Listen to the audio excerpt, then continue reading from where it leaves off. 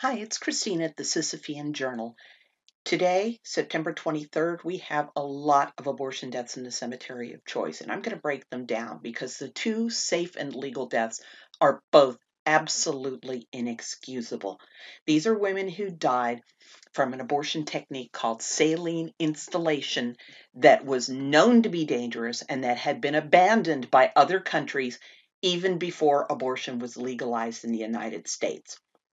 Two Japanese doctors published in Western journals about the horrible results that they had had in Japan after World War II, about the danger of getting the saline solution into the mother's bloodstream, and how the salt in the amniotic fluid could carry through into her bloodstream and cause organ damage. So, doctors were warned not to do this. And they did it anyway, and these women died. And this is something that I wish I could get through to pro-choice people. Legalization is not going to be enough to keep women safe. There has to be vigilance. There has to be attention paid to what these doctors are actually doing. You cannot trust them.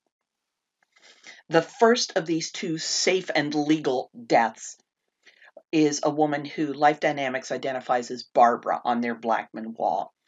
Barbara was 35 years old when she traveled from Michigan to New York for a safe and legal abortion in 1971.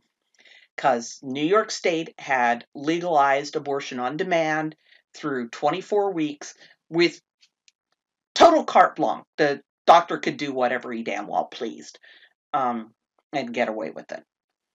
So again, Barbara was 35. She traveled from Michigan to New York in 1971 to take advantage of this enlightened new abortion law. She was 20 weeks pregnant. So the doctor chose the saline abortion, which involves injecting a strong salt solution into the amniotic fluid. The fetus inhales and swallows this solution, and it causes massive internal hemorrhaging. And once the fetus dies, the woman goes into labor. And in this case, within 24 hours of being injected with the solution, Barbara went into convulsions and her heart stopped.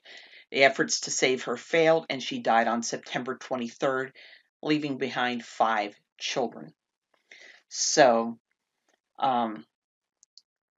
in addition to this woman, I know of a dozen others who died in New York State from safe and legal abortions in 71, 6 who died in that second half of 1970 after Sunshine and Unicorns were issued in, and in 1972 I know of another 6, and I get the feeling that there were more. But the public health officials were looking at years from legalization. So they looked at June of 70 through through the end of June 1971, 1st of July 1971 to 30th of June 1972. And when Roe v. Wade came down in February of 1973, they figured, no problem, we don't need to look anymore.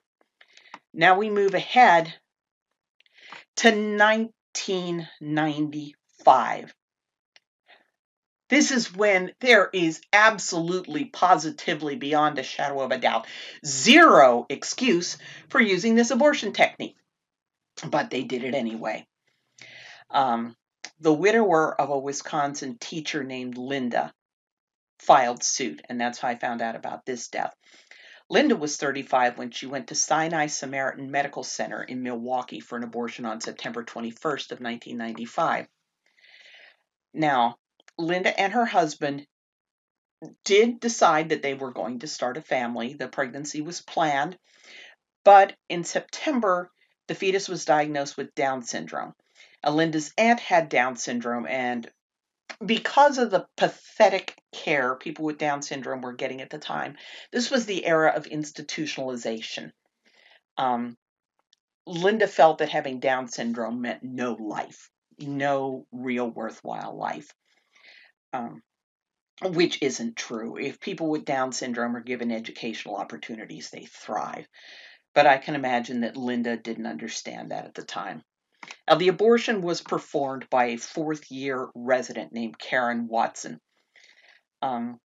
Now, Linda reported pain and said that she was burning up all over, which is consistent with what a woman would feel. Watson's supervising physician, Daniel Gilman, did not move into action with the assumption that something was going wrong with the abortion. Instead, he injected more chemicals into Linda's uterus. And those 2 additional injections caused the heart damage that killed Linda 36 hours after the first injection. And I found out that Watson did not use ultrasound guidance to guide the needle injecting the poison into the amniotic sac. Instead, she injected it into Linda's bloodstream. Now, the defense said that there was no negligence. The hospital said that Gilman's the one responsible because he performed the second injection and he was supervising Watson.